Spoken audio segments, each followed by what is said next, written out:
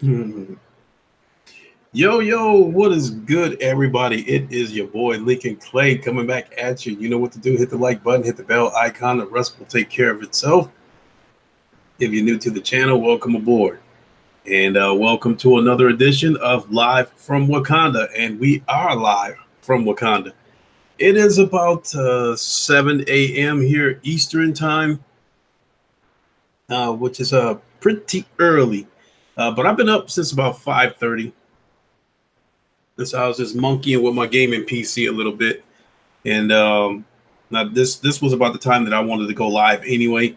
So it gives me plenty of time to have a pretty good podcast and then be out of the way before Sick goes on with a PlayStation Plus podcast, which I'm guessing he's probably gonna go live at about 9 o'clock. So that gives me a couple of hours. Cyber Dragon, what is up? Yeah, you ain't bullshit, man. Morning. Arian Drake, what is up? Fatal Sherrod, what is up? No, the gaming PC didn't really get me up this early because I got up this early last week. Ice Queen Gaming, how are you? But I ain't gonna lie, Fatal Sherrod. When I did wake up, though, the first thing I did do was head straight on over to the gaming PC. But the crazy part about it is, man, I have not had a chance to play it yet. What's up, Jamal? Jamal Adams, good morning. Fatal, I haven't had a chance to play the computer yet, man. My son has been all over that computer. Um, yeah, he's been all over that computer since I plugged it up. um, oh wow! Happy birthday to Ice Ninja.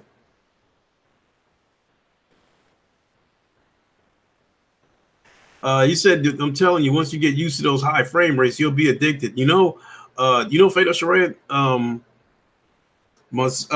We finally got Gears of War 4 downloaded onto the PC, and when you boot the game up, there is a benchmark option. So you click on benchmark, and it'll benchmark the game for you. And so it didn't, out of the numbers that it gave us, it didn't give us the resolution numbers, but it did give us frame rate numbers. It was flickering between 59 and 60 frames per second. So for the most part, it was at I'll just call it 60 frames per second. And you said download MSI Afterburner. It's a better benchmark tool. Okay. Fatal Sherrod, there's still so much I do not know about PC gaming. So, I mean, you guys are really going to have to help me out. Do I have VSync on? I'm guessing not, because I don't know if my computer being hooked up to my TV has anything to do with that. So I don't think. So I'll put it this way. The only way the VSync is on is if the computer, has it turned on already.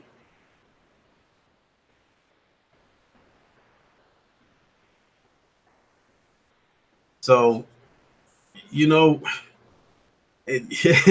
and all this advanced shit that you're talking, man, that's I ain't want to deal with that shit.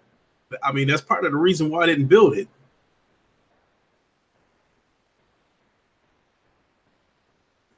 You said since it was locked 60, sounds like to me like you have VSync on in the graphics options.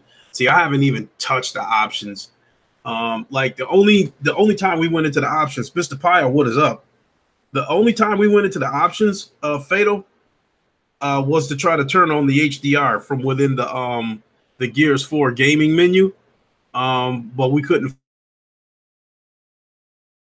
PC gaming. So Sick told me I had to go into the Windows setting and turn it on. So I turned on the HDR, and the picture did change. The screen did black out the way you would see it on the console, and then it had a little bit of a grayish, tone to it.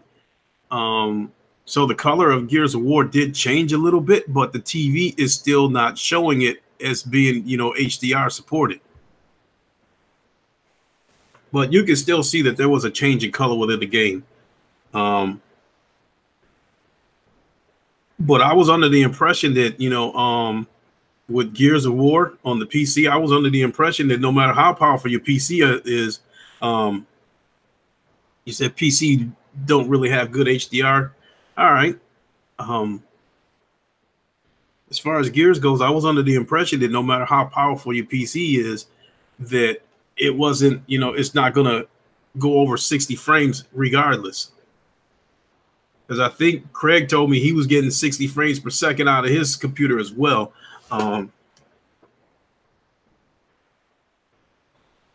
You said you just checked each of your channels. You subscribe to all of us. All right, cool. That's what's up. So now I did have. Oh no, I got over 100 frames in Gears of War. Oh shit.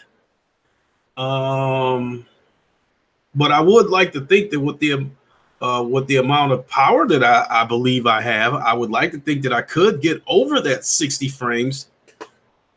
But you know, again, my son was like, he was elated with it. He said he noticed the difference, you know, versus playing it 30 frames per second on the Xbox. So he never his Xbox One X is still in his backpack. He hasn't even taken it out yet. He's the one who's super addicted to that computer. He's the one that don't want to let that computer go. So I don't know. Maybe I'll get him one down the road. You said one of your friends is selling his Xbox and getting a PlayStation Pro. Smart move. It also looks like I'm going to have to.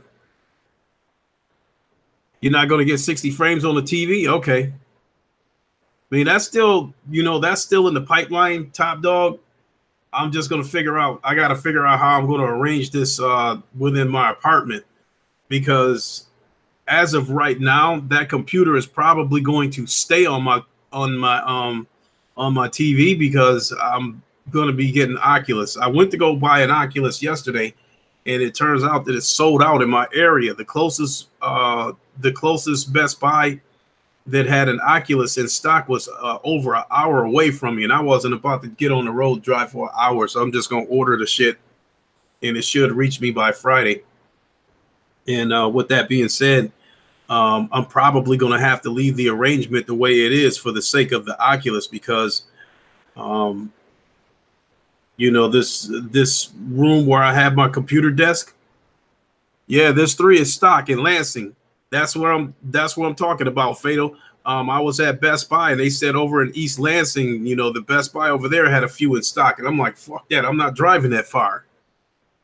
You know, not an unplanned trip. You know, Lansing. I mean, my son lives about 45 minutes away from me, so the drive is not that big a deal. It's just the circumstances. You know, my son was at home by himself while I was out looking for this Oculus. You know, and I didn't want to be gone, you know, at least 2.5 hours. You know, hour there, pick the shit up, an hour back. So you went to that store yesterday, Fatal? All right. What's up, Jack Powell? What else was I going to talk about? Damn. I'll come back to this PC thing in a minute. Real quick, while it's on my mind, I want to, if you order it on the website, they'll UPS it to your house in 2 days. Yeah, that's what I was going to do. I'm going to order it today. But see, because I live in an apartment, I'm not going to have it sent to my house. I'm just going to order it and have it sent to a Best Buy and then go there and pick it up, because these days with UPS and shit like that, they just drop shit at your front door and just leave it there, you know. And this apartment that I live at is getting more and more ghettofied. So it's you know, if they leave it at the door, somebody's definitely going to steal it. So, Mr. Pyle, you hope I come back to PS4 one day? No, I'm not going anywhere. I'm definitely not going anywhere. In fact, I did some research, you know, between Oculus and the PlayStation VR, and in terms of games that they have to choose.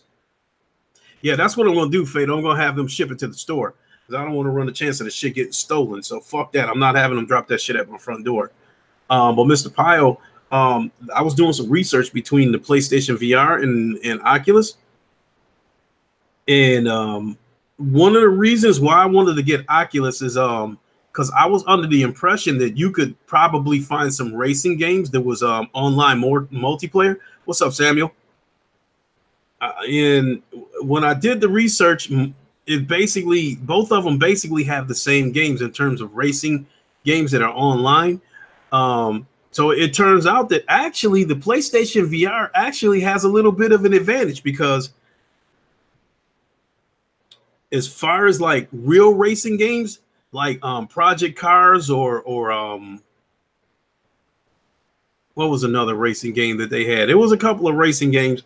The ones that had VR, none of them was multiplayer. Now, Project Cars did have a little bit of an advantage over the PlayStation VR because the VR part of it was not an online multiplayer, but you could still race against.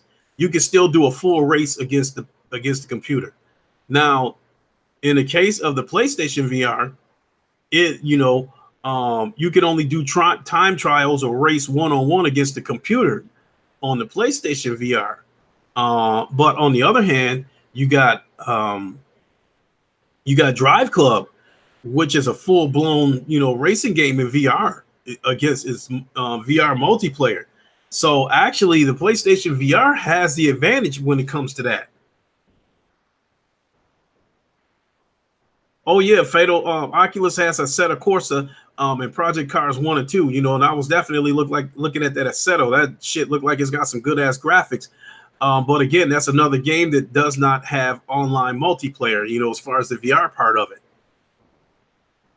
Same thing. I think the iRacing has Samuel. I think the iRacing has VR, but I don't think it's in multiplayer. VR multiplayer. So what I'm saying is the only true racing game that has VR multiplayer is on the PlayStation VR, and that is Drive Club. It is the only true racing game that has a VR multiplayer aspect to it. Everything else is against the PC.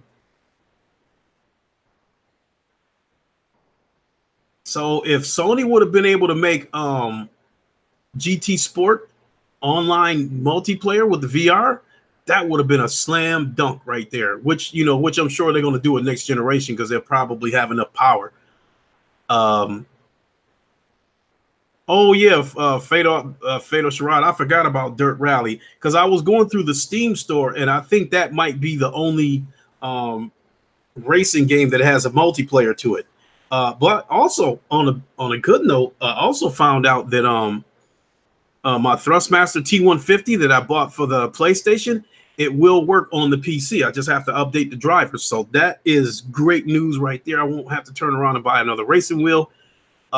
With that being said, that leads me to believe that my flight stick should probably work on the PC as well, which would be huge.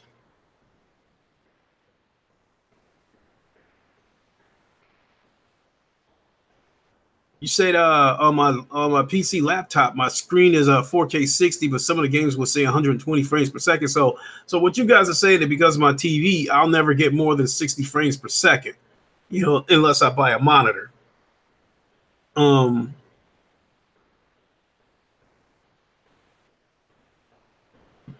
Somewhere if your flight sticks works as it should, pick up Elite Dangerous. Yeah, that was a game I was checking out.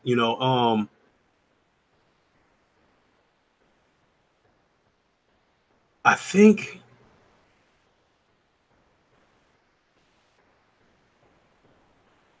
that Flying Aces that might be a VR game too.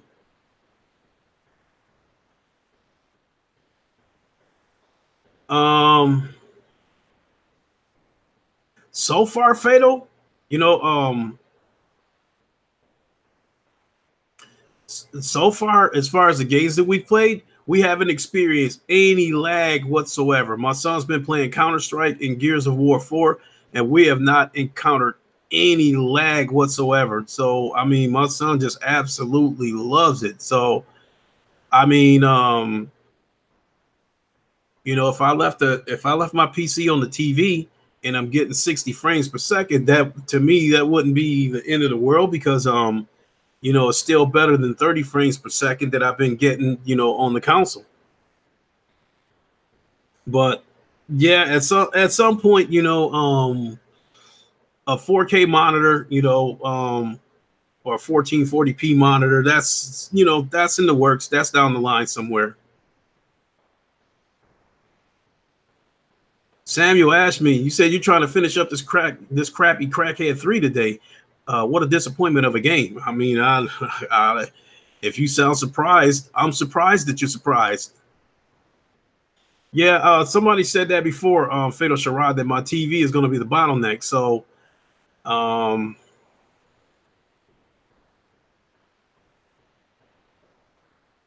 yeah, I seen that Fatal Sharad, the 1440p, 144 hertz monitors. I seen that, but them things look like they was a little bit expensive, bro. So right now, my next order of business is the Oculus. After that, then possibly the monitor. But right now, the Oculus is the next order of business for my PC. You said game mode on your TV should help with some input lag. Yeah, definitely, Top Dog. But like I said, we haven't experienced the games that we played so far. We haven't experienced any lag, and my son is just absolutely elated with it. He can't get enough of it. Right there, you just said it right there, Fatal Sharad. 24-inch 1440p monitors cost around $300. Yeah, exactly. What's up, Blue? And I'm one of those dudes that if I go off and buy a monitor, I'm gonna be one of them knucklehead motherfuckers that's gonna want a 32-inch monitor, um, or one of those widescreen monitors, or curved screen monitors. Um, but yeah, I'm gonna have to figure out a way to make that work though. If I buy a monitor, my living room is too small to try to set up some kind of another another table or something like that to try to put the monitor there. So I'm caught in a situation where my computer desk is in one room and my TV is in the other room. So when I want to play the Oculus, I'm going to be in the living room where the TV is at, because that's where I'll have room to move. But again, that's just something I want to figure out. All day is good. What is up? I play on TV. PC games runs 100 frames per second. Damn, what kind of TV you got? I mean, my TV is a Hisense. It's 120 hertz. Um, but I know they catch you with that shit. 120 hertz means I got two ports that's running at 60 hertz.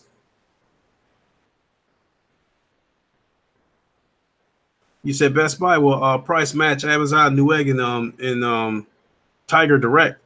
Yeah, I mean, yeah. At some point, like I said, it's gonna be in there. Danny Ruiz, what is up? Yeah, Danny Ruiz, this is probably going to be a regular with me doing live from Wakanda this early in the morning, because now that Sick is back and he's doing the PlayStation Plus podcast again, there's two situations with that. Number one, I don't want to bump heads with him. Number two, I'm part of the PlayStation Plus podcast, so whenever he goes live, I'll be there. So, and I've got a super busy day today because I'm also joining JTech at 3 o'clock today, and then from there I'm joining Foxy Games UK at 5 o'clock Eastern. So this today is going to be a very busy day in terms of podcasting.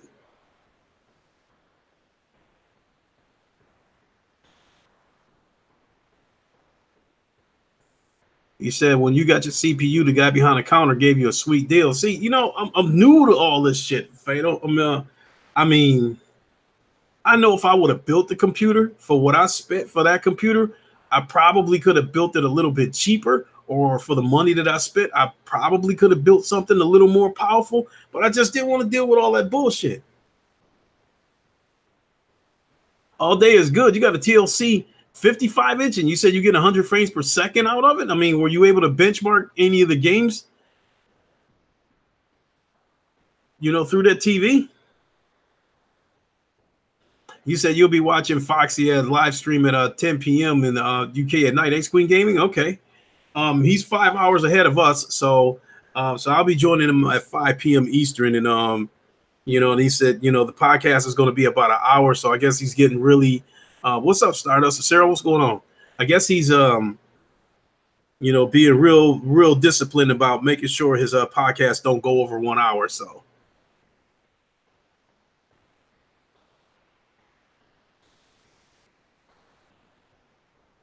I also want to apologize about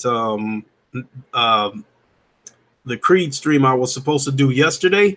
My opponent was a no-show. I got on my PlayStation shortly before 6 o'clock. I waited about a half an hour. He was a no-show, and then so I shut the PlayStation off and gave the TV back to my son so he can jump back on the PC. And he contacted me like 10 o'clock last night and said that he was passed out. So there you go. No, not Diver. It was a guy. His name was Silent Assassin.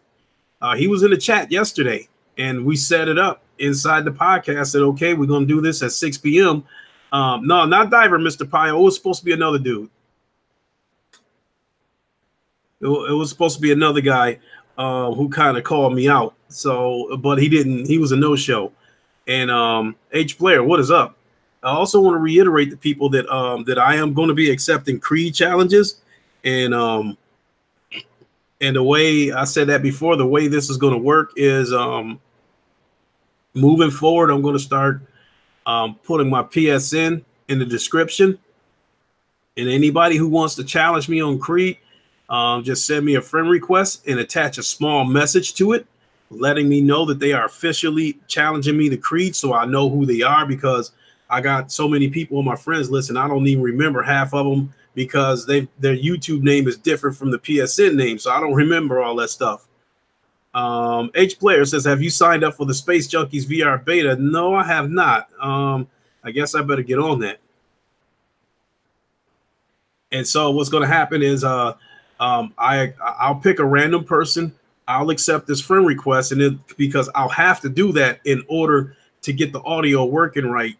So when I do the Creed stream, the viewers will be able to hear both me and my opponent the way they did with me and Divers. That's the only way I can make that work, is that, friend that person and then get the voice chat set up so they can allow their voice to be shared or heard. So yeah, that's the way it's going to work. I'll accept a friend request. We'll get it all set up, and then I'll stream the fight. Am I going to get Creed on Steam as well? I do not know, because I'm definitely going to get Beat Saber on Steam, because I want to be able to import my own music. So that's definite right there. There's also a first-person shooter game on Steam that I want to get called Onward. That looks pretty good.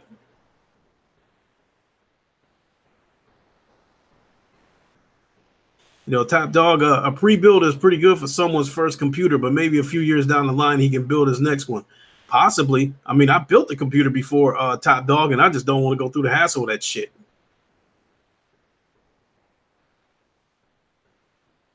And I think for a pre-built computer, what's up, Emmy? How you been? I think for a free pre-built computer, I think I got one that's got decent power. Hold on, y'all. I gotta turn this fan on. It's starting to get hot in the motherfucker in here. Shit, my edge is about to get crispy in here.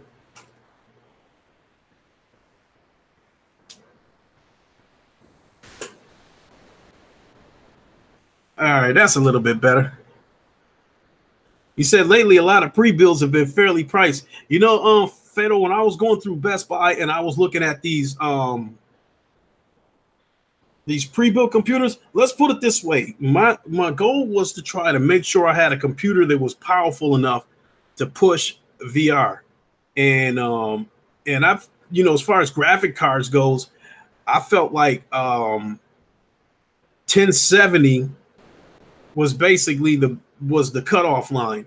I felt like any graphic card below a 1070 might not be powerful enough to push VR. A friend of mine who built his own computer has HTC Vive on it. His graphics card is a 1070. So I figured at the very least that's what I needed in order to have a computer with with enough power to push VR. So as I'm walking through Best Buy, I'm seeing a lot of these computers that was like $800. They had 1050s, 1060s and shit in them. And I was like, you said a GTX 970 will push VR? See, I didn't know that, like as far as these, 1060s, I was just like a little slightly familiar with some of this 1060, 1070 shit like that. Because I know when that crypto mining shit was going on, like those 1080s was like through the fucking roof. Them graphics cards was costing anywhere from like $500 to $800. That shit was crazy. So that was another thing that made me delay getting a computer because of that crypto mining shit. Graphics cards was super expensive, and then I was hearing that you shouldn't buy with this crypto mining shit going on, that you shouldn't buy a used graphic card because somebody probably worked the shit out of it.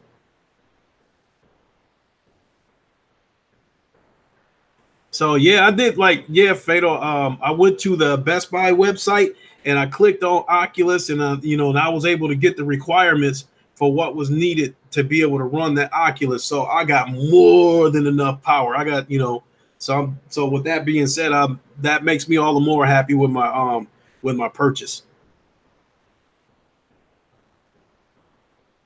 See right there, Top Dog, you said a 1060 can push VR, but you have to turn some settings down. That's it. That's why I wouldn't fuck with one of those computers like that. Those computers that was costing $600-700. I didn't want any compromises. I didn't, as far as the VR goes, I didn't want any compromises.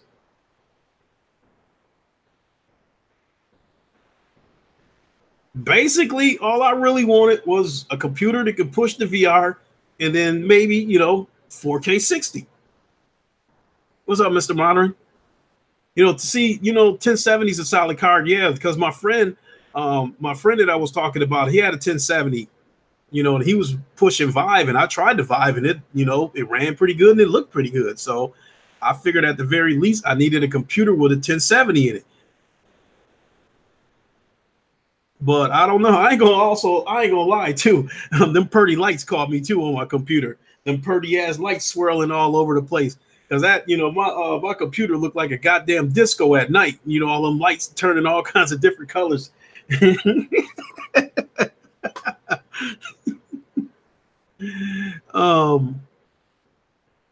Fatal, you said you don't have to turn down settings. My mom has the same PC Craig has, and VR works just fine without turning anything down. Hey, but it's just good to know that I got more than enough power. You said that RBG will get you. But hell, again, I'm happy with the purchase.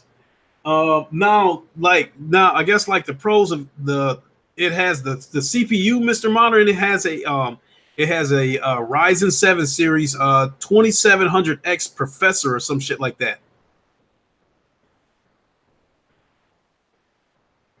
So I'm guessing that's a pretty good CPU. Now, when I was reading up on the pros and cons of this PC that I bought, I kind of skipped past the pros because it had a lot of good pros. Said it was a good graphics card in there, all that stuff.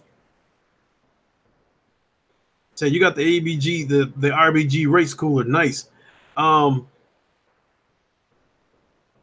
He said I'm off, need to get some gaming in. All right, Emicon, thanks for stopping by. I've been wondering where you've been. I haven't seen you in a while. Have fun, man. You got to get that gaming in. It's Sunday. I know I was going to say something about the CPU because Mr. Monitor was asking me about the CPU.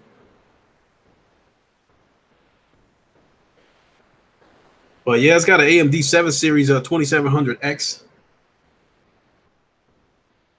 So I would like to think that that's a decent CPU.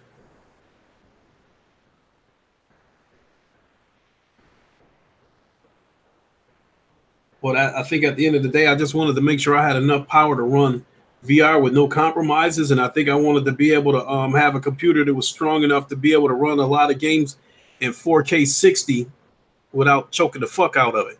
Oh, that's what I was gonna say. You said that's a good CPU too. All right, cool. Oh, that's what I was gonna say about the pros and cons about this computer. I skipped over all the pros that I saw about this computer. You know, saying good things about the graphics card, stuff like that. I guess the cons to this computer, the one feedback that I read, the guy said that the Wi-Fi wasn't that good, which I could care less about that because I'm going to hardwire the computer anyway because I'm a firm believer that if the device has an Ethernet port, then a hardwire is going to be your connection. I believe that a hardwire connection is better than Wi-Fi every day of the week. So I didn't really care about what he had to say about the Wi-Fi. But I guess he also said that for the most part, the computer can handle everything you throw at it. But I guess like when you like really stress the computer out, that it can run kind of warm. So that wasn't a big issue to me either because the computer that I built, it kept crashing and getting the blue screen and I couldn't figure out why. So finally I cracked the computer open to try to figure out what the fuck was wrong with it. And it turned out that the intake fan was dead and the CPU fan was on its last leg. So the computer was overheating. So what I ended up doing was I took the side panel off of that computer and put a fan right on the side of it and let it blow cool air right inside the computer. And that was it. The computer was fine, never ran hot. So with that being said, you know, if the computer does get to a point where it's running warm, I'm not concerned about that either. But no, the computer hasn't run warm. You know, the computer hasn't run hot. You know, slightly warm when my son was playing Gears of War, but at the same time, he was playing the shit for like 5 hours nonstop.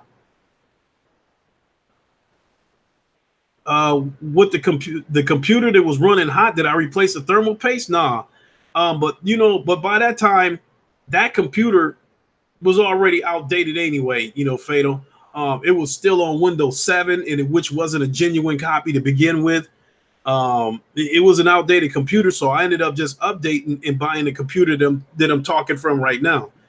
This computer that I'm sitting on right now is just a bare bones computer. I just got it to, take care of my day-to-day duties and shit like that.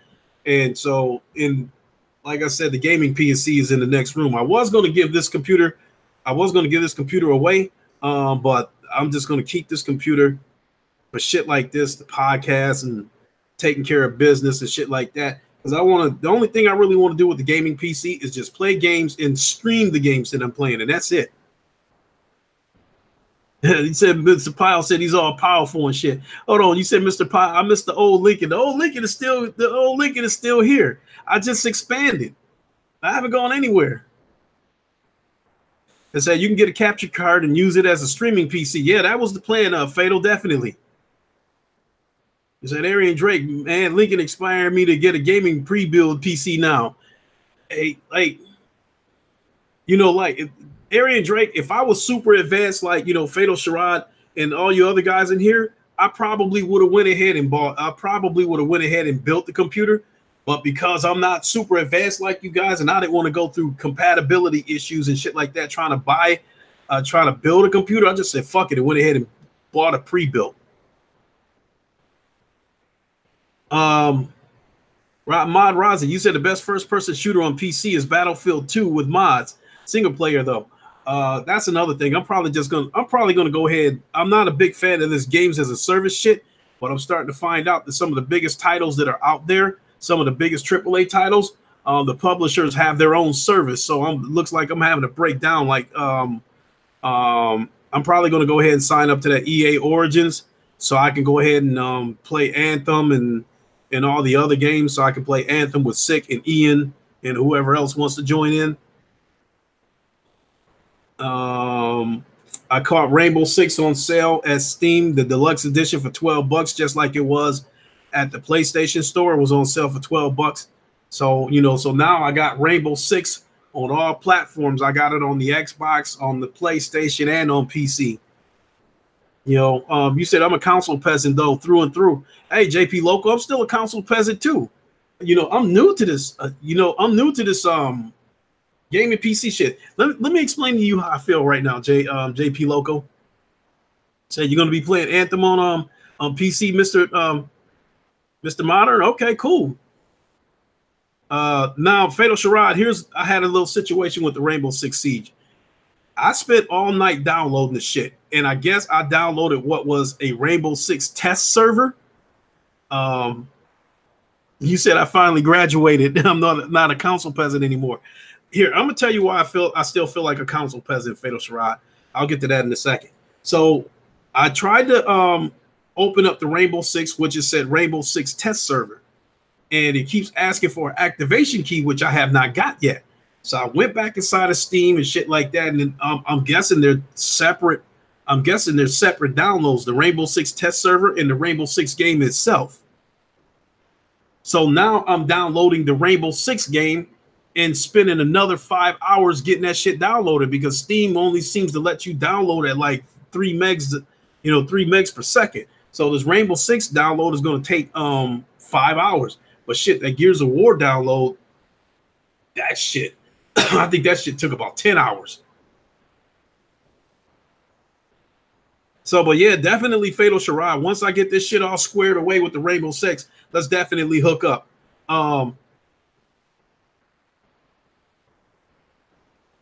Let's definitely hook up on Steam. Like I said, I'm gonna go ahead and break down and pay for this Origin access. EA Origins or whatever. It's $5 a month. Fuck it. You said try downloading it straight from Uplay. See, I had already paid for it from Steam. Steam.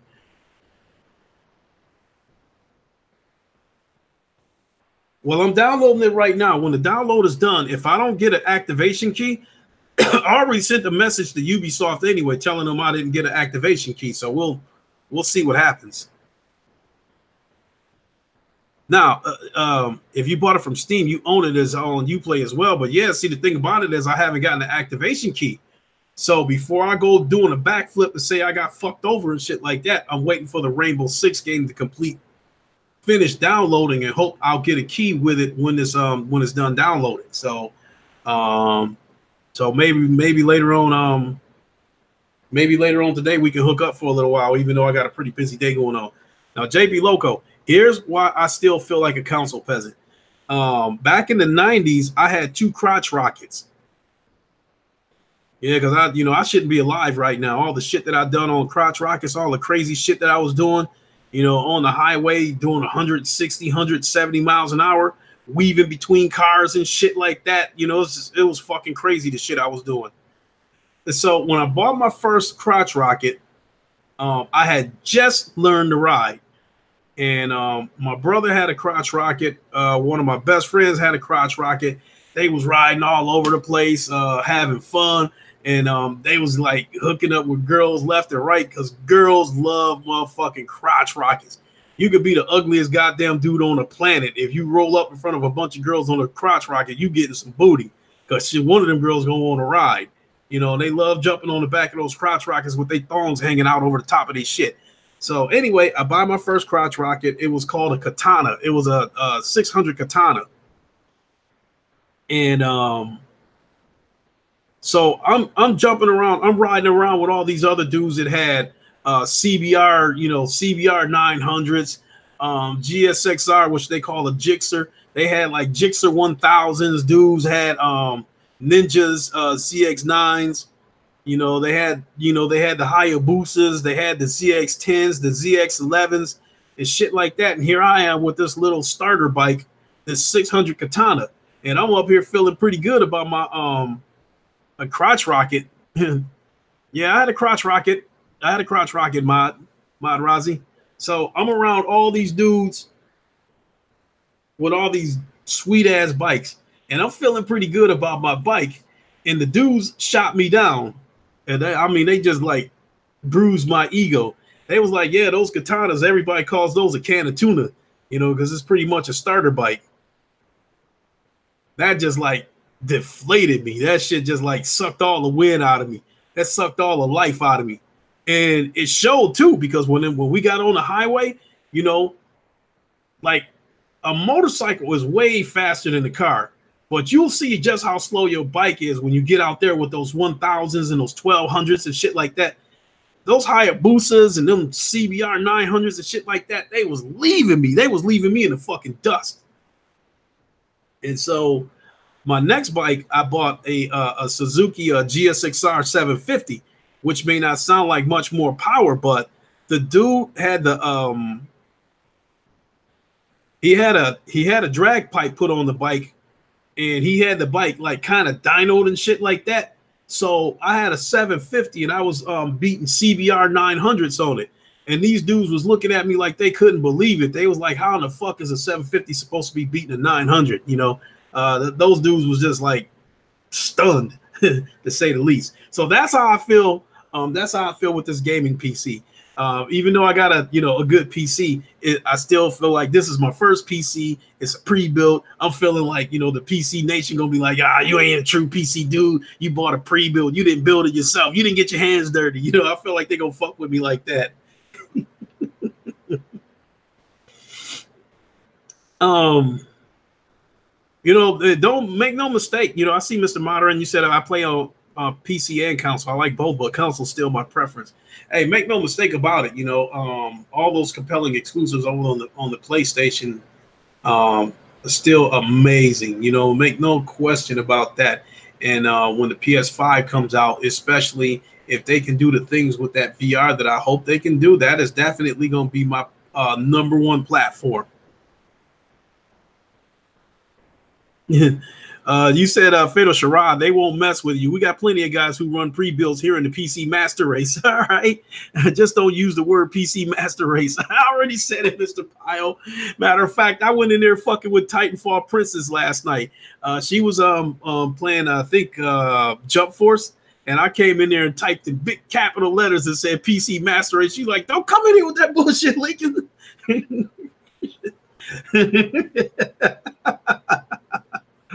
You streamed early as hell. I'm about to go to bed. It's already 4:40 a.m. Oh yeah, you must be over on the West Coast, George Bush. Yeah, I gotta stream this early, partner, because Sick gonna be firing up here in about an hour or so. So I gotta get live from Wakanda out of the way because I don't want to bump heads with him, and plus I'm gonna be on the panel with him. So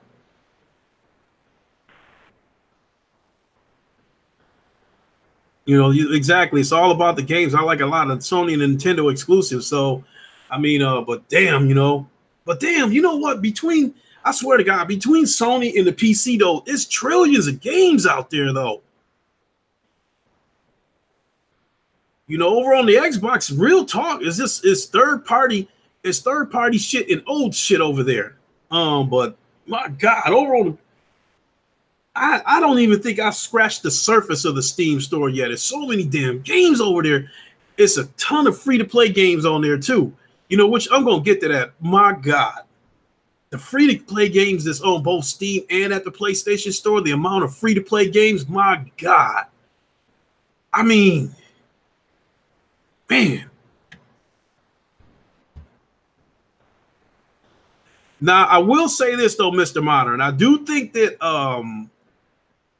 when a third-party multiplayer game comes out, now that I got a PC, I am going to have to talk with my friends and see which platform everybody's going to be playing it on, so I can decide which way to go. But if I'm buying a third-party game for myself, I'm going to be buying it on the PC because it's going to be the best version of it. You said Sick versus Lincoln, blood will be shed. Well, I mean, if you're talking about the Creed thing, yeah, I already whooped his ass. If you're talking about the YouTube thing, hell no, I'm just a peewee compared to Sick.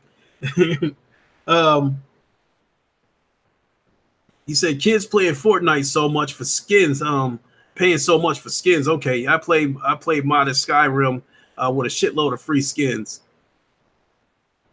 You said you want to see Sick get better at Creed, Mr. Pyle? Yeah, that's the thing. He's supposed to be fighting Diver on Monday, so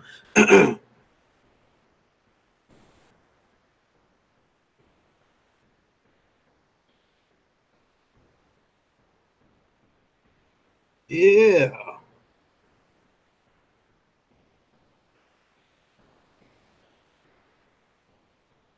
Hold on a second, y'all. Okay. How come we ain't fought yet, Mr. Pyle? You want to fight? Yeah, we can fight, Mr. Pyle. Whatever you wanted.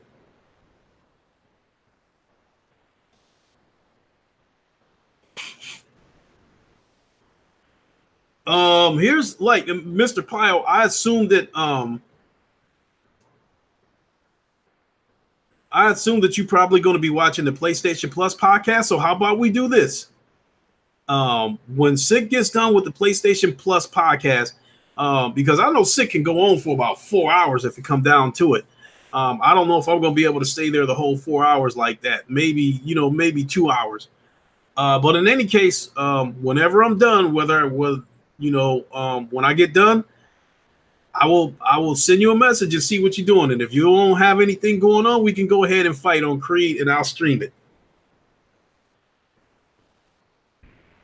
But one thing, do not think for 1 minute Lincoln Clay runs from nobody in Creed.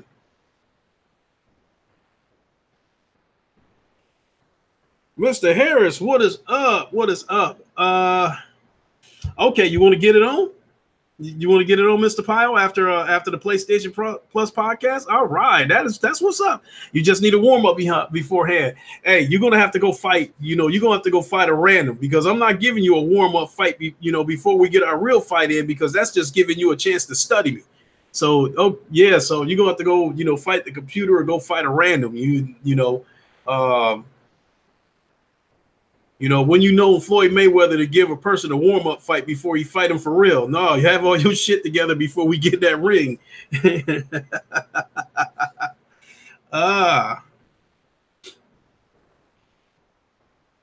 Mr. Harris, I'm probably going to be on about another 45 minutes.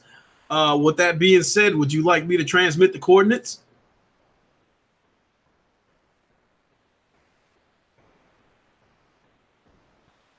So, boy, we've been talking so much about that. Hey, y'all see, look, y'all said that PC Master Race shit.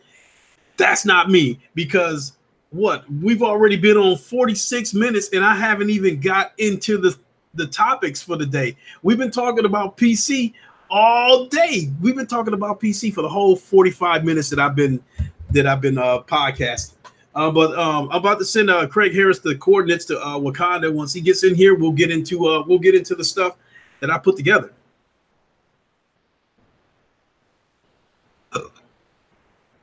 Whoever lost, use this as their avatar. All right. 1 second, folks, while I send Craig Harris the coordinates to Wakanda.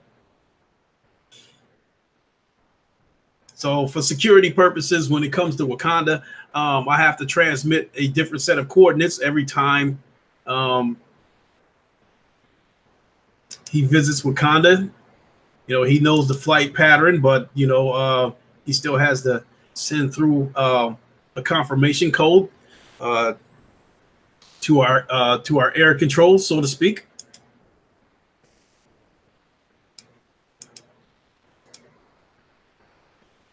New leader of the Xbox community.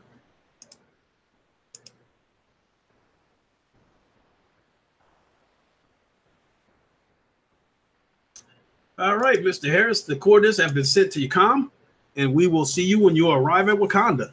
Dedicated servers, what is up? What's going on with you?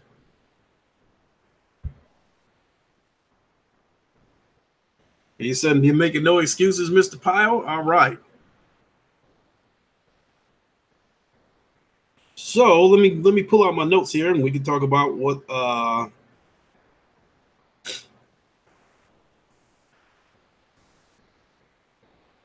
See here, 1, 2, 3, 4, 5, 6. So I got about 6 topics I can talk about. We can talk about it for a good few minutes. And I definitely want to thank everybody who came this morning. 25 people here this early in the morning. I think that is amazing. Thanks everybody for joining me. I really appreciate it.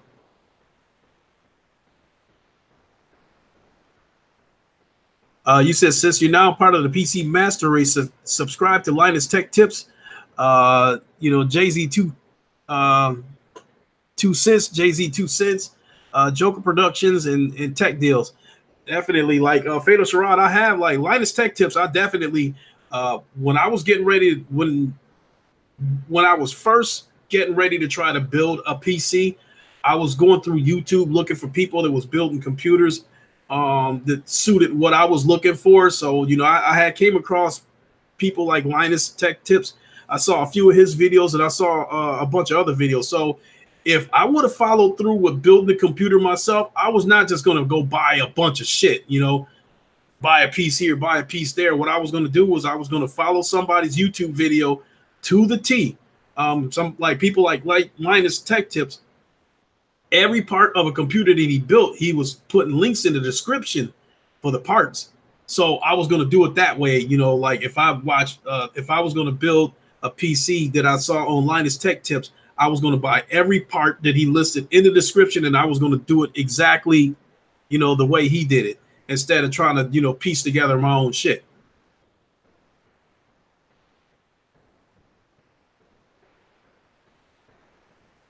You said better not. They will entice you to keep upgrading and chasing performances. I think that's unavoidable. You know, I'm led to believe that, you know, I keep hearing it across the internet so much that, you know, you build a computer and you think you built some super duper shit, and a couple years later, you got to upgrade something. You know, in the case of this computer, it's got a 2-year warranty on it. So when the warranty runs out, if I feel like this computer is outdated, I will update it. If I can't update it, then I'll take the loss, sell it, and buy another one.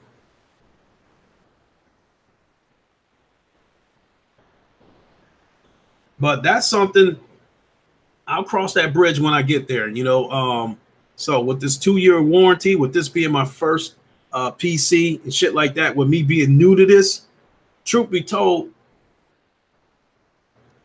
the way I'm feeling right now, I might feel like I won't need to upgrade this computer until I see the performance start to falter. You know, if I start seeing some, you know, Xbox One X type shit where, you know, I'm saying watching, you know, a bunch of frame drops and screen tearing and shit like that, you know, then that's when I'd imagine that's when, you know, you got to update your shit. Said, Jack Powell, you said PlayStation Master Race, king of all consoles. And we just had a change in pressure within the dome, and my guards have alerted me that Mr. Harris has arrived. My royal guards will take care of your shuttle and make sure it is parked in a safe place. And please see yourself to the royal room and introduce yourself to the people.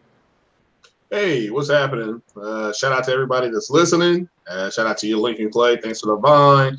And it is the new leader of the Xbox community. It is Mr. Craig. Or you all can just call me Craig. Man, can you believe this, Craig? I've been on almost an hour, and all we've been talking about is PC gaming. And we've been talking about PC. Wow. I didn't, you know. Well, I wanted to run something by you to think about, because I know you got some other stuff coming up. I'm thinking about doing a PC podcast for beginners. Just nothing maybe too in depth, but just some of the things, and maybe call it a console to PC, or not versus, not make it a versus thing, but kind of a PC to console or console to PC type of podcast for people that do both. Mm-hmm.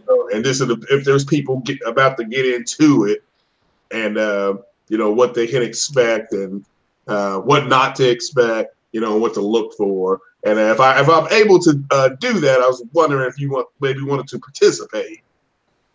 Sure. I don't know how much of an impact I would be, being that there's still a lot of things about PC gaming that I just absolutely do not know. I mean, yeah, that's who it'll be, but it'll be for people who do not know a whole lot about it.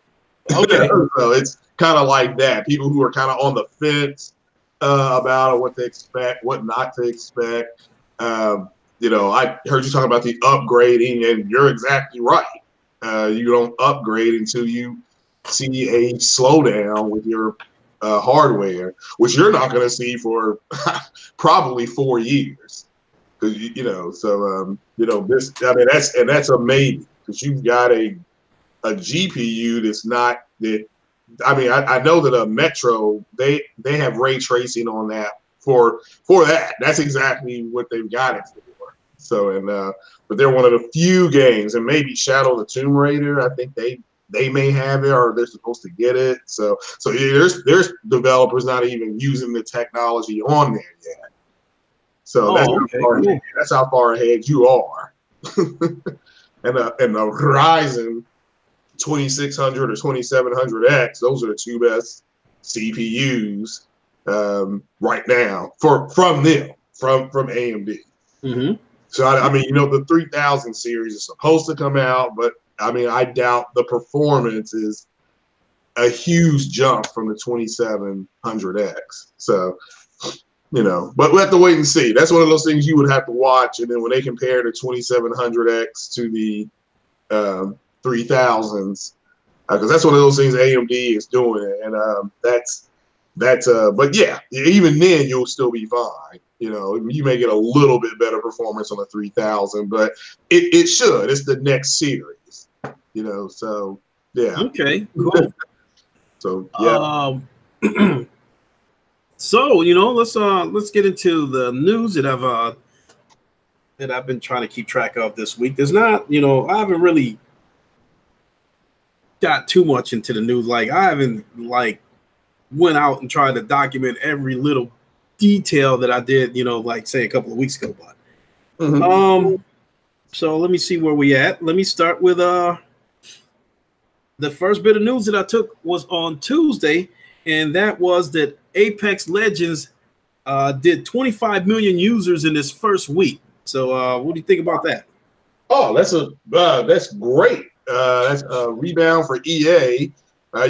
People could clearly see their stocks rebounded as well from the loss they had. So, but no, that's really good. I really hope people are enjoying it. I have not tried it yet. I may try it this coming weekend. Great start for that. Great start for them. And a lot of people got to remember that's EA's game. So all these people that are hating on EA, they all of a sudden now EA is that girl's not looking too bad. She washed her face, put on a new dress. All of a sudden it's a different story. What did you think about it? I think it's I've only played it a little bit. It's a decent game. I more than anything, I watch my son play it, and my son does like it. Yeah. And it looks like this game appears to might be the new king of the battle royale. I think the success of this game is good for gaming overall, but there are those who think it's not good for gaming because they think that this could set the tone of the kind of games that we'll get. But I think it is good for gaming because I think it'll give us another option. I would like to have the option of, maybe buying a Battlefield game, but also the option of playing a free-to-play game too. And something that's not thrown out there just to throw out there. I mean, Apex Legends looks like a game that they put a little bit of work into. It doesn't look like a game they just thrown out there just because it was free. It doesn't look like a game where they went into the closet and, pulled out an old pair of shoes and just threw them out there. Yeah. Yeah, they with the Call of Duty and now this one coming out, the only thing left is it is free to play. And I know it's PC, PlayStation, and Xbox. Is it on Switch? Because no, it's not. Okay. Well, if and when it gets to the Switch, and I'm just saying if and when at this point, because it should migrate there eventually, even if the game is 600p 30 FPS. I mean, I'm not for sure. Is it a 60 FPS game or it's 60? So they may have some issues getting that on the Switch. But if they can do it, I think all these free to play games are going to go to be crossplay. And it's just what's going to happen is it's going to really start forcing Microsoft to pull these games out from behind the paywall, which definitely. Which I think that's going to become a big problem this year. It wasn't last year, but the fact that the games are behind a paywall, not just that one, the Fortnite and all that kind of stuff, but those games that are free to play, my default setting is let those games be crossplay. Mm-hmm. So it's a game like these free to play games becoming cross play. I don't really think I have really much of an issue with that. With those games becoming cross play,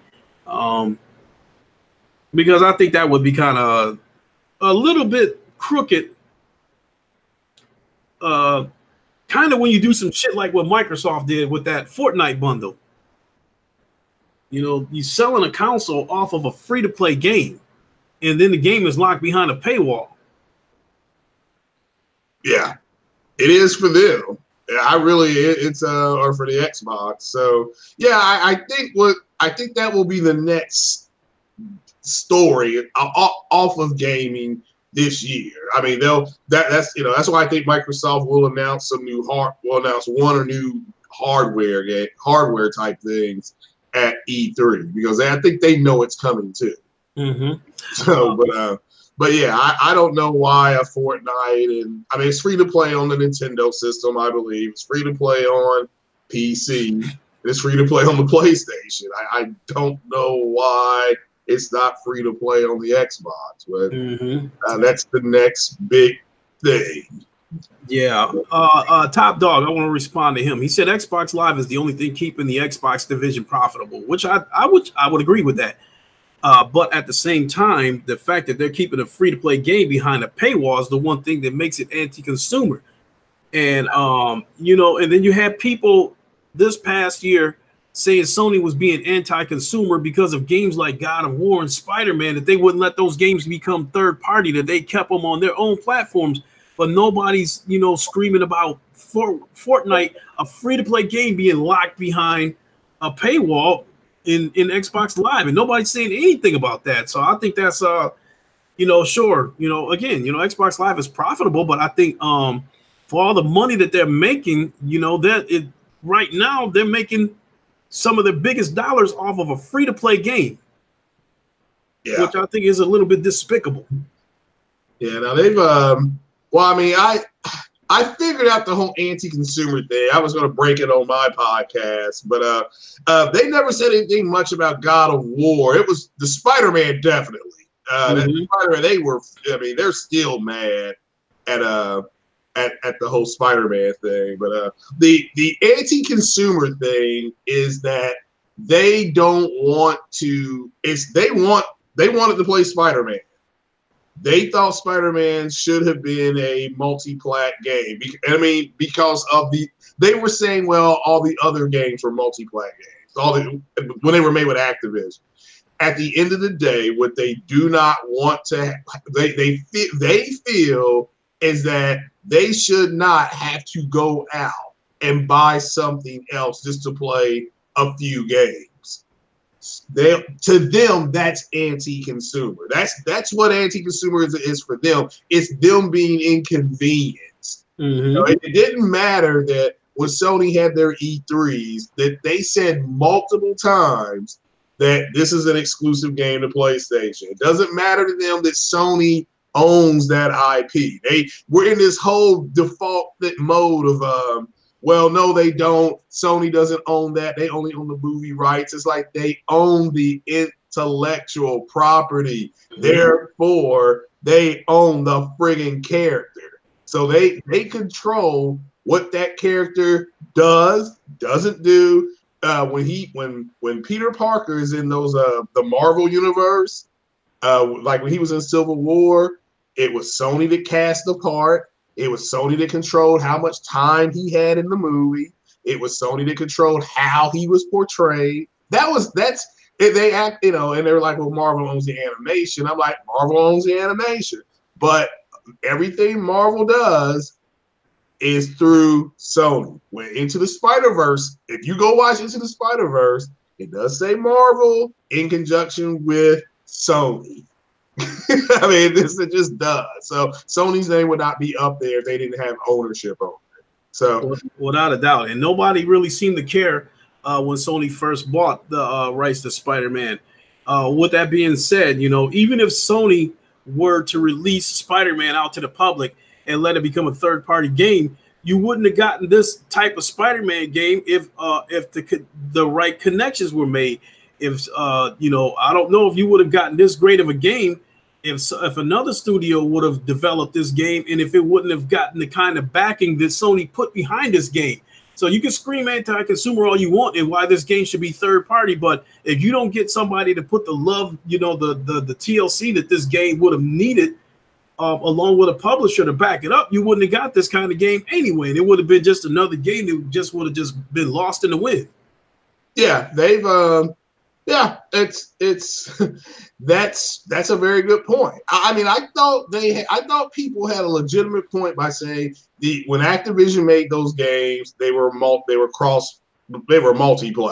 That's true. I mean, that's a true statement. That is a true statement. But Sony did buy the rights to Spider-Man in 1998.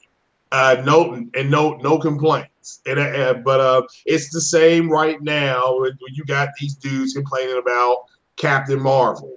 When Kevin Feige walked out on stage at El Capitan Theater 4 or 5 years ago and said, you know, and announced Phase 3, you know, which didn't even have Spider-Man at the time.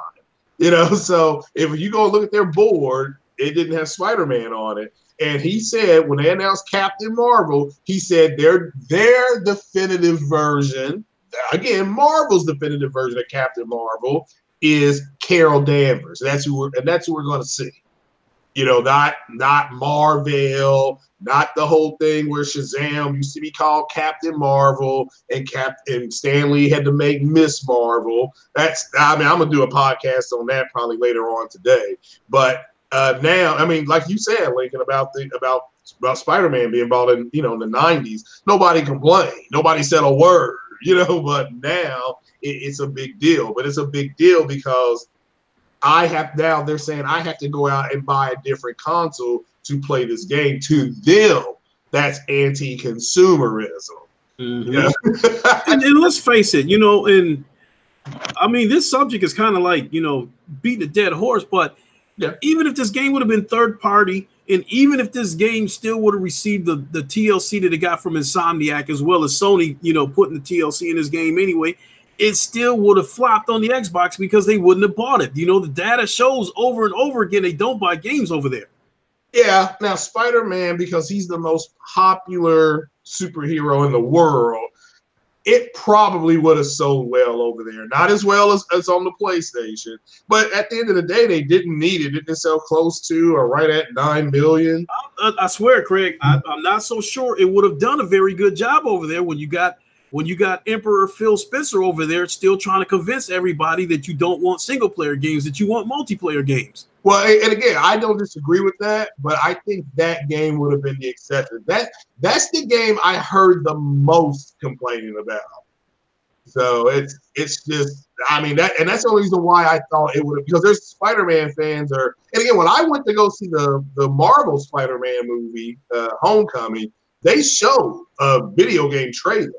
And it said, you know, at the end, it said only on PlayStation. Well, the guy sitting behind me, you could hear what he said. He turned to his friend and said, "Oh, well, that sucks, man. You got an Xbox."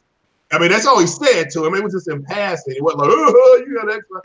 You got an Xbox. So, I mean, that was a couple years ago. But now, again, do I think that it would have sold well? More than likely not, but would it have sold? Yeah, and again, that's only because that's the game that I heard most of the complaining about. Mm-hmm. I heard the shock, and shout out to Nethos when he was on a multiplayer podcast, was the you know, him admitting that the Xbox community was in shock over Horizon Zero Dawn. Like they were shocked on what that game looked like and how it played. Of course, because a couple of things. Yeah, it was a great game. Yeah, and I think it raised the bar in terms of visuals because it was the first game, it was the game that raised the bar, you know, in terms of what the PlayStation Pro was capable of. Now, you know, Ratchet and Clank, that was the first game that I got on the PlayStation Pro that was PS4 Pro enhanced, but Horizon Zero Dawn took it to the next level. And because the Xbox One X had not come out yet, you know, seeing this beautiful game blow up in their faces, of course they're going to cry. Yeah, and again, Sony was not supposed to have a game that looked like that. That was, I agree with you. Yeah, I think it's a combination of things, but it's at this point because the console war is over. You're really starting to get inside. I mean, I said that months ago. I thought that Horizon Zero Dawn broke their backs. I mean, that was a back-breaking game visually, like you said. And at 4 flops or whatever the Pro is, the PlayStation was not supposed to have games that looked and played like that. And how do you think the Xbox would have acted if they would have had a game that would have looked as good as God of War or Horizon Zero Dawn that you could only get on the Xbox? How do you think they would have acted? Even if they wouldn't have bought the game, they still would have been, they still would have been strutting around like roosters and shit. Yeah, well, yeah, but you're saying exactly what, because you can kind of do a post-mortem of it, and that's the real deal, is that the way they would have been acting. I mean, just as upset as they are right now over the game that just came out this week, I'm sure you'll get to it. They would have, they thought when the Xbox X came out, I mean, I can remember some of the tweets that were dropping.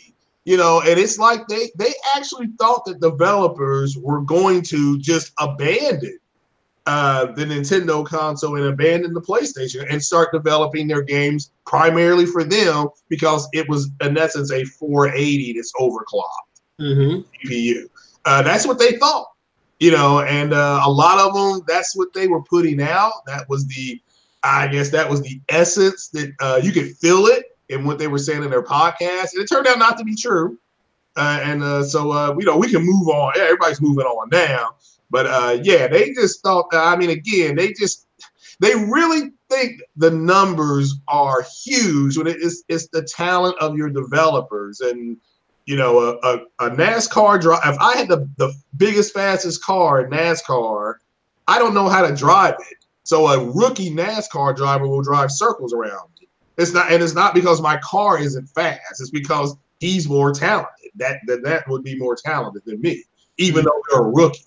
And the power, what Nintendo and Sony have proven, is the game library, not the physical specs. So yeah, without a doubt.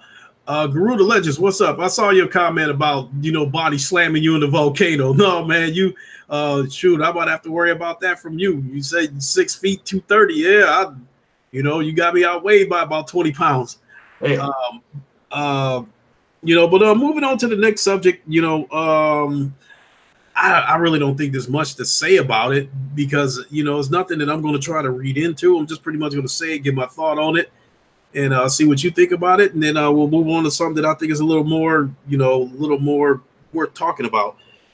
We know that Jim Ryan took over as CEO of took over as head of Sony SIE, replacing John Codera, who hadn't even been in the position. I think he hadn't even been there a year yet. My thoughts on that is I feel no different about Jim Ryan taking over than I do about John Codera when he took over. I mean, when John Codera took over, my only concern was like how young he looked. I wasn't sure if he was ready to take on such a big job, but I had the utmost confidence in Sony that they knew what they were doing when they appointed him, head of Sony SIE. Now that Jim Ryan is taking over and people, acting up about that and act like, they're worried about what's going to happen. This guy has been with Sony, he's been with Sony ever since the PlayStation, brand has been started up. So, again, it looks a little odd because of how abrupt, this move came. But I still have the utmost confidence in Sony that they know what they're doing, and who they're putting in charge, who they put where. And I really don't care who's in charge as long as they keep the hits coming. Yeah, I don't disagree. I don't. I guess he had said something a few years ago about the backwards compatibility or something like that. I mean, I don't know what he said, but just what I was reading, what people were saying, and again, I just don't believe that backwards compatibility is that big a deal. It's I've always said you got your steak and you got your potatoes and you got your veggie, and the backwards compatibility is the vegetable. You know, the steak is the main, you know, is your main dish. Yeah, I'm getting the main dish of a steak. I'm gonna porterhouse. Oh, what would you like on the side? You know, that's what it is. Unfortunately, the Xbox community, they don't have anything to play, so they're going to gin up what they do have. It just, I mean, that's just who they are. Okay, we got to accept this. That's who they are, and they can go ahead and say, well, they have backwards compatibility and Sony does not. Even though you can get PSN, or was it PlayStation? What is that thing called? You can play like 600 old backwards compatible games through streaming or whatever it's called. So, you know, it is what it is. Are you talking about the PlayStation Now or yeah, PlayStation Now, which is backwards compatibility. But then the argument started up, well, we can put a disc in there. We can do, yeah, well, I mean, again, they set that they made the Xbox One, and the biggest complaint was, I want to still play 360 games. So they had to make a reason on for people to get rid of their 360s. But that's another thing that they were never really screaming about backwards compatibility until Phil Spencer got up on that stage with that big giant grin on his face, talking about all your games will be backwards compatible. They had to give you something because they didn't have shit to justify this $500 that you spent on this Xbox One X.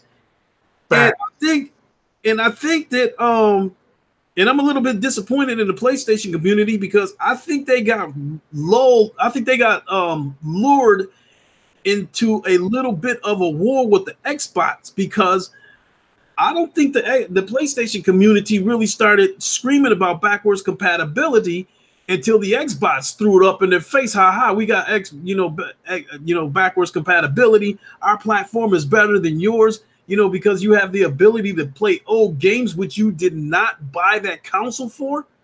And so I think because of that, I think the PlayStation community let the Xbox lull them into thinking that backwards compatibility was necessary. It's not necessary to me. The way I feel, like if there was a trade-off where you got a choice, you can have more power on the PS5, but no backwards compatibility, or we can give you backwards compatibility, but the potential of this console is going to be limited because we had to allocate some of the resources towards backwards compatibility.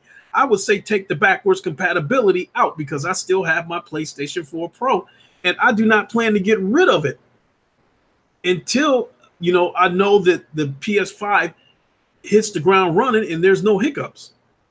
With that being said, backwards compatibility is not a must to me. I don't need it. I'm still fine with my PlayStation Pro. If they can give it to us without compromising the overall performance of this console, fine. It would be an added bonus, but it's not mandatory to me. Yeah, I don't disagree. They've they did it. They get caught up, and I'm glad you mentioned that. They don't look. They're at a point where they're trying to figure out. They're trying to come up with a reason on why this console was even made. This is why they were so mad when Red Dead lost Game of the Year to God of War.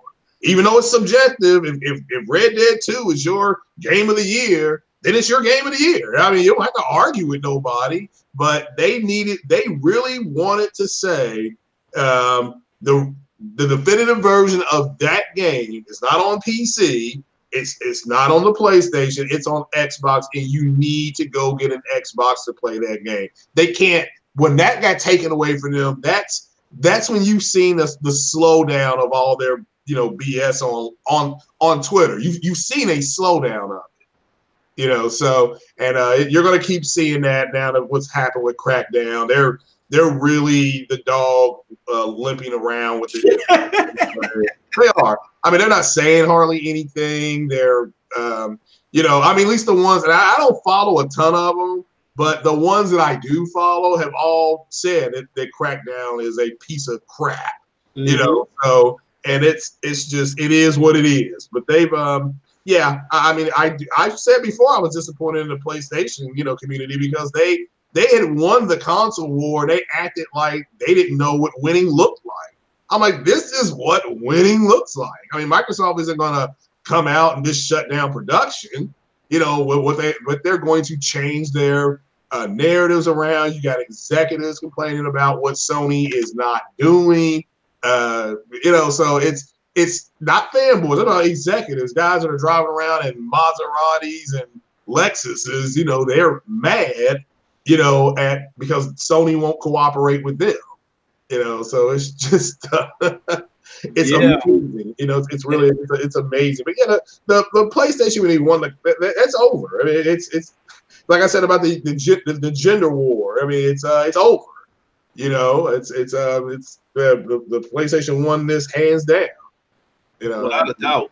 And we'll definitely get to this Crackdown thing because that's probably going to be the highlight of this podcast because it's, naturally this Crackdown thing is a hot topic. But before we get into the Crackdown topic, the next thing that I wanted to talk about was that Activision records record revenue numbers in terms of money, and they responded to that by laying off 800 people.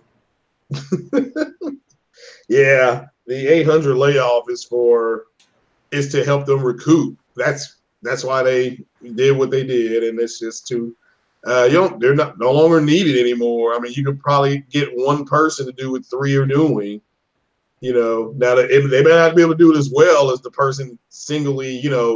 That's why I got my 4K Blu-ray player because its job is just to play 4K Blu-rays.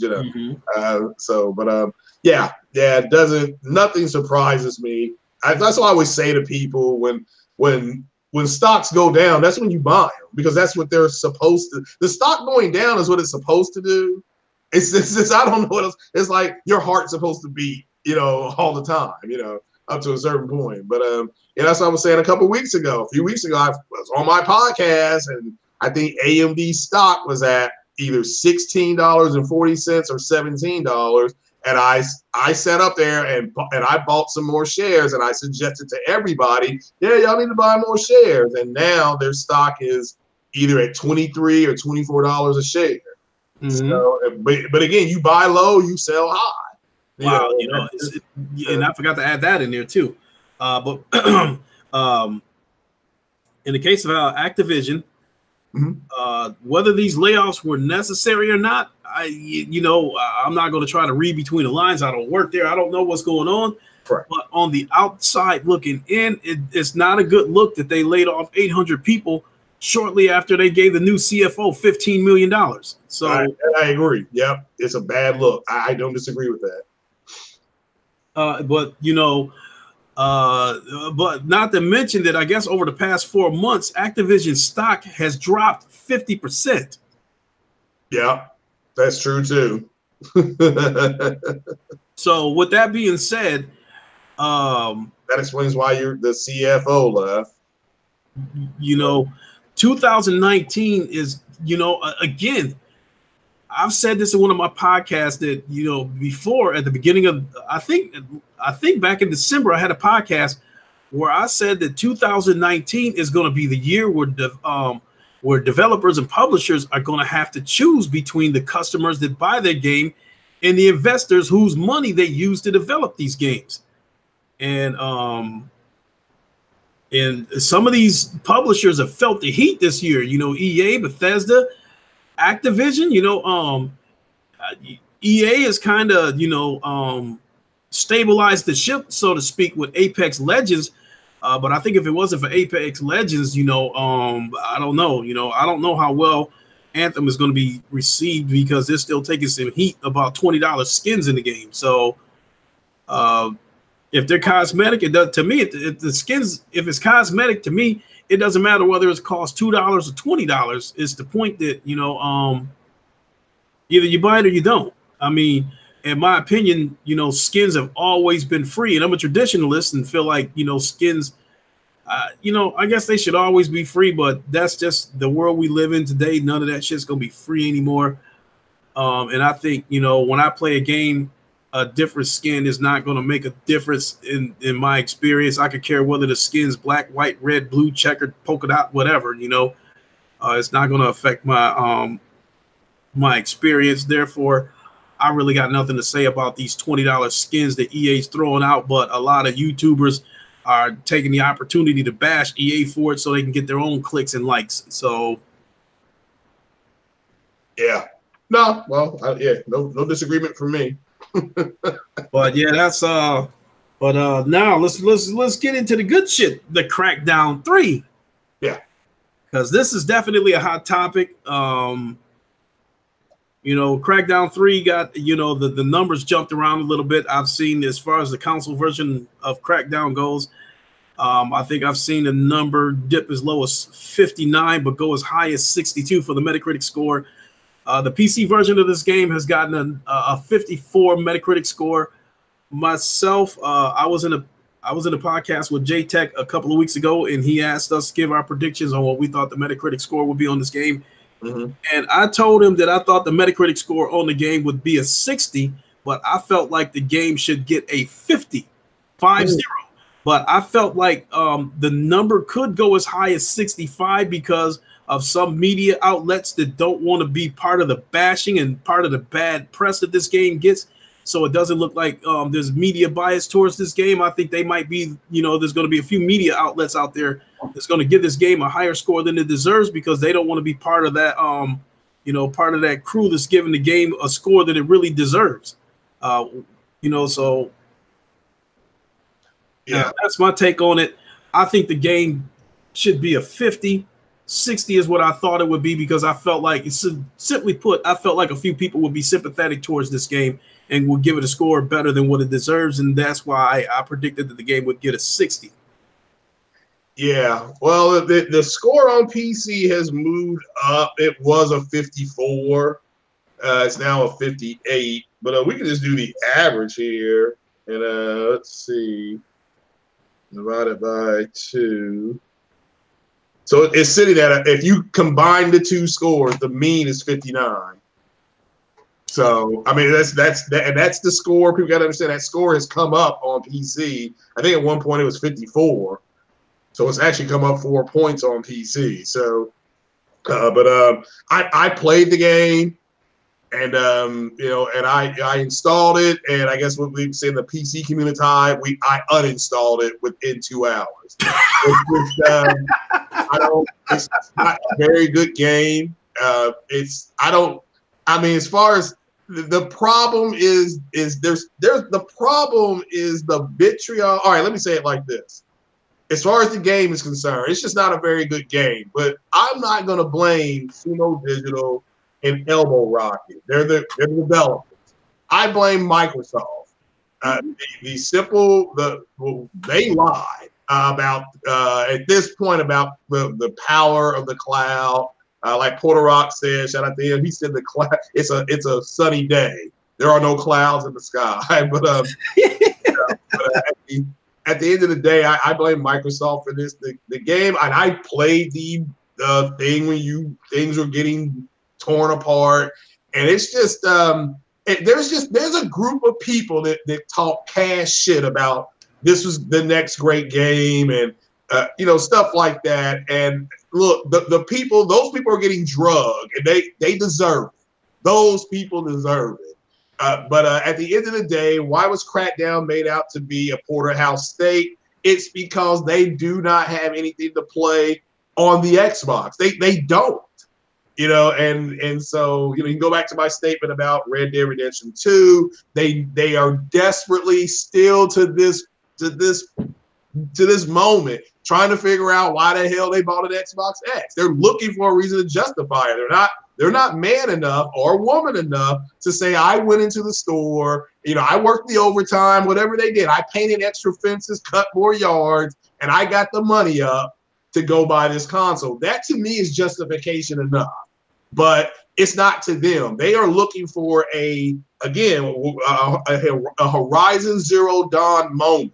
And what that means is that's the moment they realized they had made a mistake, because that game did so much. Again, it broke their backs. in the Xbox community. I mean, look, I've heard it too much. I've heard it too much out of too many people's mouths. They constantly mention Horizon Zero Dawn. And so, but going back to Crackdown, don't blame Sumo Digital, don't blame Elbow Rocket, blame Microsoft for this shit. I mean, that's all I can really say. And I played the game, and the people are like, it looks good, and when you get to a point, Lincoln, where you saw some of the tweets that I saw, as of it doesn't matter what the score is, it matters I'm having fun. Fair enough. But then why are you now? I don't ever want to hear Forza 4 having a higher Metacritic score than Gran Turismo. Right, and not to mention, there is some damage controlling going on with this game. Yeah, the auto lock. To me, it takes away the competitiveness of the game. If if you can't aim yourself and there's an auto lock. True. Isn't that the same shit that people had complained about with Red Dead Redemption and Grand Theft Auto in the past about the auto locks? But in this case, they're damage controlling it and defending it. Yeah. Well, they were going, but everybody can anticipate that. They were damage controlling this game on Tuesday. I mean, the scores. I mean, to me, it's like a movie. There's another aggregate called Rotten Tomatoes. And generally, if a movie studio is real confident in their movie, they'll show it 2-3 weeks in advance, and they'll get the early word out. They have all those advanced screenings. They did it last year for Black Panther. There were a bunch of advanced screenings on Black, and 1 year anniversary of Black Panther was yesterday, by the way, for everybody. But they had a bunch of advanced screenings, and they got the word out. And there's movies that come out on Friday that you don't hear about until Friday morning. And the reason why is because the studios know the movies are trash. Mm-hmm. The Crackdown was the same way. That game was available to play before the reviews came out. Because the reviews came out at 11 o'clock Eastern time. I guess people were downloading that game at 3 or 4 o'clock in the morning. They could play it. When it went online for Game Pass and stuff like that, or to purchase. So that was just another way I looked at it. And then I got and I tweeted out Thursday. I said, look, I've seen the early reviews for Crackdown, and I just went, yeah. I said, but I don't blame the studios. I blame Microsoft. So for they obviously they're not being honest about the power of the cloud.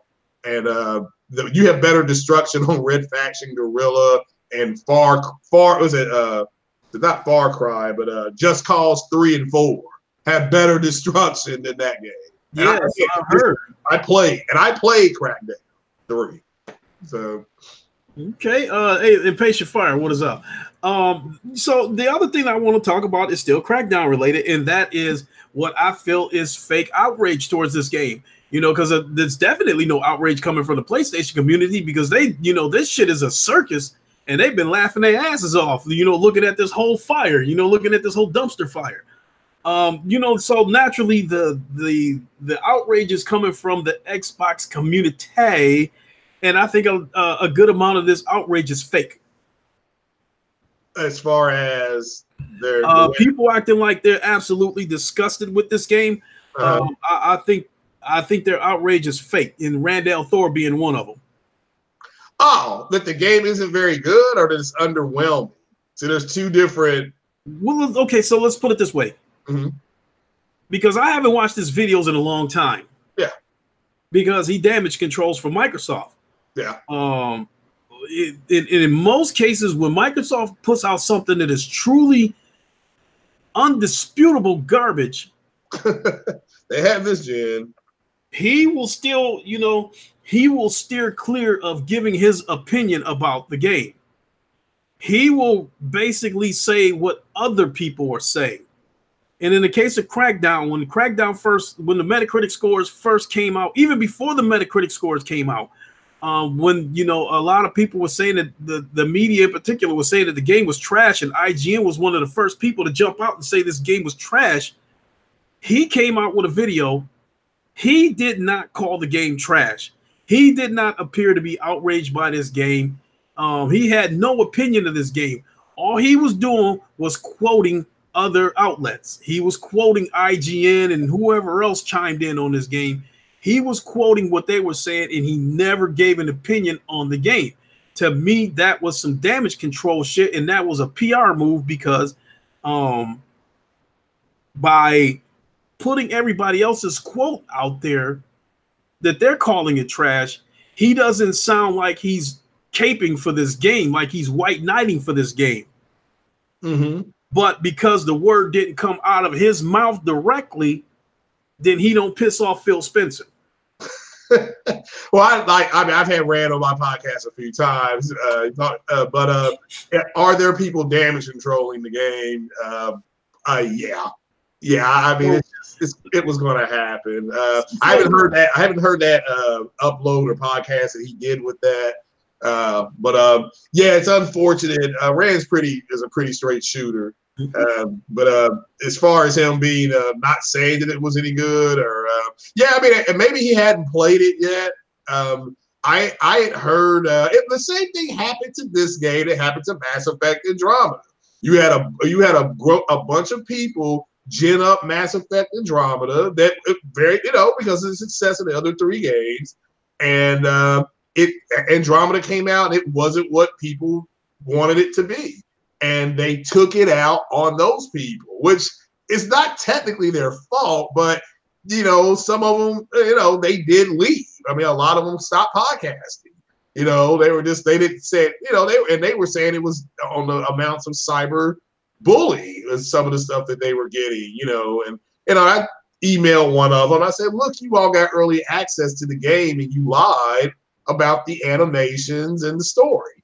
And then the person was like, well, I didn't think it was that big a deal. I said, well, you still, and I tweeted back or emailed him back saying that you still should come out and say that. And shout out to Fatal Mephisto, because he's the one that said, well, if they were under NDA, they probably couldn't say what was wrong with the game. But as far as the crackdown outrage or fake outrage, it's just speaking for somebody who's played it for an hour and a half to 2 hours, it's not that good of a game. So my outrage is that it's under. I think Microsoft actually lied, or that's all I can say. I don't blame the developers. Because they can only work with the tools that they got, and that game did not do what they showed. I mean, I understand they showed a demo.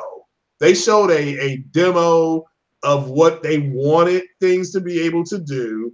And everybody thought, okay, by now they should be doing that a little bit more, and it's underwhelming. I mean, I just it's underwhelming for me. So yeah, and so and to continue on what I was saying. So a couple of days later, Randall Thor comes out with another video acting like he was absolute pissed that Microsoft delivered this type of game to everybody. Yeah, he was like, I mean, he was raising his voice and everything. It was like, this is just unbelievable. This is unacceptable. And if I'm being harsh and all this kind of shit, I'm like, stop it. Because first of all, I find this to be a coincidence that you came out with this supposed outraged video only a day or two after Musclebound Gamer did it, which I find his outrage to be fake.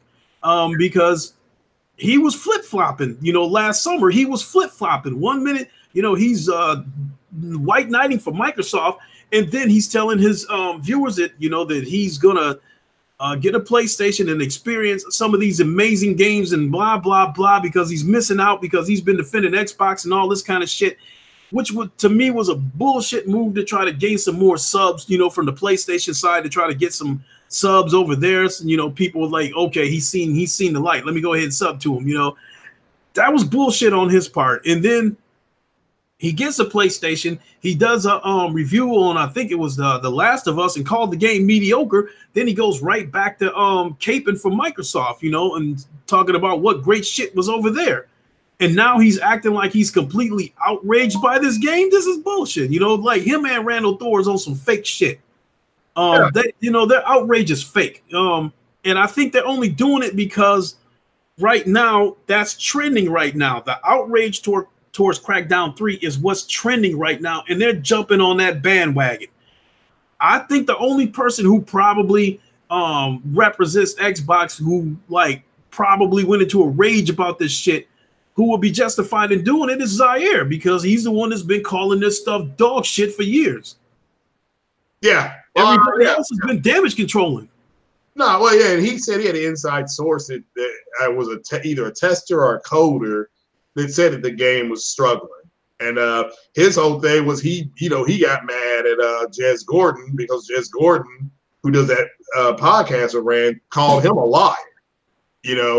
Said he wasn't telling the truth about the game. But it turned out he was that person that tested the game was telling the truth. So, and Zaire let it out, I guess, about a year ago. But yeah, at the end, so shout out to him. Yeah, at the end of the day, people gotta understand that that if you're a fan of something, and I agree with some of the videos that people have done, and I know with MBG or whatever, yeah, I actually tried to get him to come on my podcast, and he said he doesn't do podcast, he doesn't do that anymore. He primarily does uploads and stuff like that, which is, of course, his right to do that. But yeah, he was waffling because he actually, this is why I unsubbed to him, was because instead of him just going ahead and buying a PlayStation, he ran it by his fan base first, and his fan base, they said they would bail out on him. They said they would stop watching him. They would unsub. Is what they said if he decided to start covering PlayStation. And this was before the EA game. The start. If people want to go how far back it was, he said this. It was before the Star Wars Battlefront 2 came out. So it was, so over a year ago. But it's now he doesn't give a damn. I will say that this is from the videos I've been able to watch. He has come out and specifically said that the fact that Sony doubled down and said they were going to do traditional consoles and concentrate on exclusive games. He actually was mad that Microsoft, and again, Randall Thor a couple of years ago, let me say to his credit, he was on 60 frames no lag with Portal Rock, and he said to Portal Rock that he said, quote, Microsoft is going to go in a direction that a lot of people in the Xbox community aren't going to like. He said that. Mm-hmm. And he was right. That's kind of what you're seeing now when you're hearing people say they want to saying something like that is safe because there could be some truth to it, and they can't get mad at him for saying it. But but the fact that he is saying it, and he's such a big Xbox guy, is kind of a shot across the bow, the Xbox community, because because he's actually. He actually told the truth, and it was a prediction. But but again, people could see it coming. They weren't moving enough consoles. They put games on PC, and if you say that to anybody who does not even game, like, hey, look, Microsoft put all their games on PC. Why do you think they did that? I asked my brother this, who does not play games. He's a firefighter, and he was like, well, they probably put them on PC because a lot of people got PCs. I mean, that's just kind of the way he said it, and that's exactly what they did. But but that got damage control. At the time, Crap Gamer got mad at that. Them putting games on PC. He canceled his pre-order to Quantum Break, very famous video he made, but he's still out there saying the stuff he's saying. Now it's not as much, because he also did a video that said he accepts the fact that. People got to understand. He said that he's an Xbox guy. So, and Xbox X is the best console that he's ever owned and maybe the best console out there. But he has accepted that what Microsoft is doing. He may not like a lot of it, but he's going to stick with them. I mean, that's kind of, I'm paraphrasing, but that is what he said. And that's where a lot of them are at. They think it's better because it has Xbox on it. And it's just like you can sit down with somebody who has an iPhone. You can say Android has more phones. Android's phones are cheaper. Android has more free apps. Android's phones are faster. Everything I just said is true. But they will not leave their Apple product because they'll say, well, I just like the product. I like the product, or I think it's better. And that's where we are. Mm-hmm. That's just where we are. It's the same with the gaming community. There's people who say, well, it has Xbox on it, therefore, it's the better product. And it's Mm-hmm. like you would say when that guy from Sony made that joke, that throwaway joke line, 1080p makes you a better game. That was a joke. That's what the force will be with you, or whatever. Go. Wendy's hot and juicy. It was a throwaway line in an interview the guy did. And there are actual people who take it seriously. They actually believe that the only reason why the PlayStation outsold the Xbox was because it played games at 1080p, and the Xbox did not. So and that's what they think. It doesn't matter about the games. It doesn't matter about the price of the PlayStation. It's all that counts. All that matters is that the multi-plat games looked and ran better. So that's what everybody went out and bought. But they apply what they think to everybody. They just that's who they are.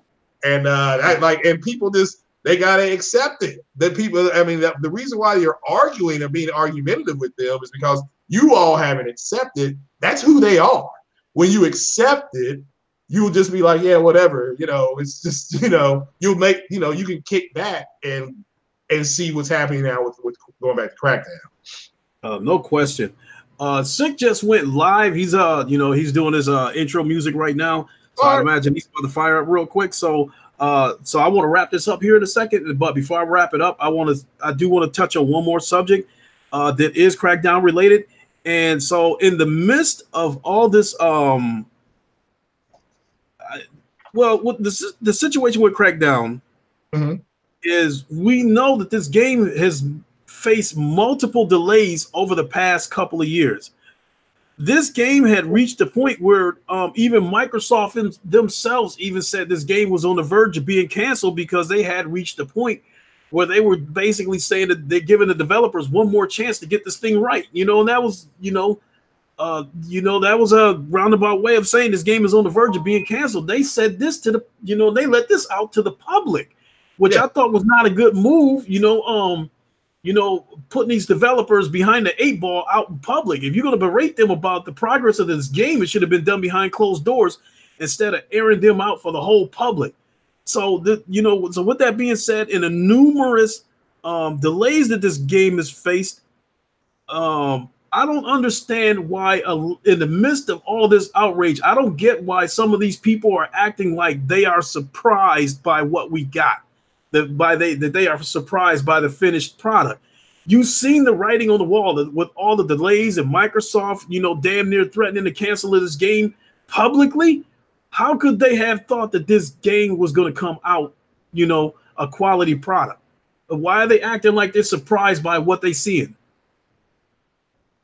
I'll speak for myself. I didn't expect something that as bad as what I played.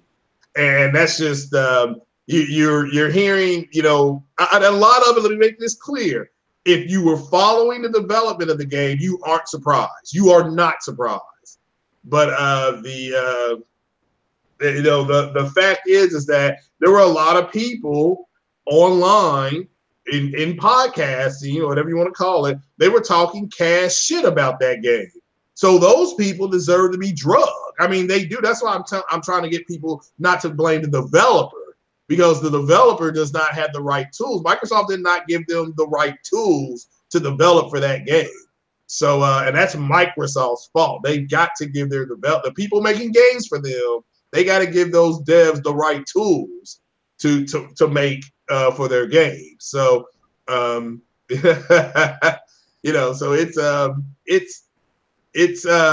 so for myself, I wasn't expecting something that bad. I actually thought that game would get a low 70 score. I thought it would be a little bit higher on PC because of the settings. You can change your settings around and stuff like that. But I'm surprised that score was that bad when I was told on Wednesday. I'm like, is it really that bad? And people were like, yeah, it's one of the worst games they've played. And I was like, oh, all right, well, that's not going to go over too well. And it hasn't. So, but again, it's about the people that were talking cash shit. I mean, that's who the vitriol is aimed at, and that's only a handful of people. It's more than a handful, but I do agree. Yeah, you got some people, and I tried to explain this on my podcast, that They don't care about gaming. All they care about is being a good YouTuber and getting their clicks and getting their subs up and making money. And they know to make money, all you have to do is tell a group of fools what they want to hear. Because there's a sucker born every minute.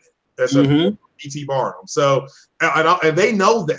And some of these cats are making $3,000 to $4,000 a month off of YouTube. Because they're lying to people about, and the people don't care that they're lying because they want justification for what they bought, and these guys are giving it to them. Yeah. So it is what it is, and if people would accept it, their lives would be a lot better. Just block them and move on. You don't listen to them. I mean, I get people such and such said this, they said that. I'm like, I don't care what they said because I don't listen to them. They haven't told the truth from the jump. So why would they start telling the truth now? Exactly. So with that being said, Quick is good. I said Quick. I got a friend who goes by the name of Quick. Anyway, Sick is underway. So with that being said, I want to go ahead and wrap this up and see about joining him. So with that being said, I want to thank you for always coming to Wakanda. It's always a pleasure. With that being said, if you want to shout yourself out while my guards get your shuttle ready. Oh, yeah. This is the new leader of the Xbox community, where you will hear nothing but the truth, the whole truth, because what else is there? And just come sub to me, and I'm on Twitch now, and come sub. And I did miss my first Twitch podcast. I set it up and I forgot about it. I was trying to get my taxes done, but just come on over and join, and always a pleasure being on. Thank you.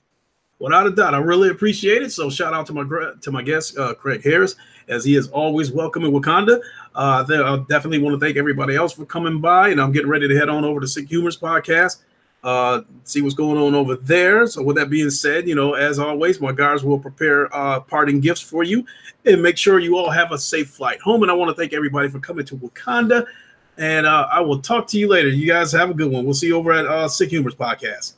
Later.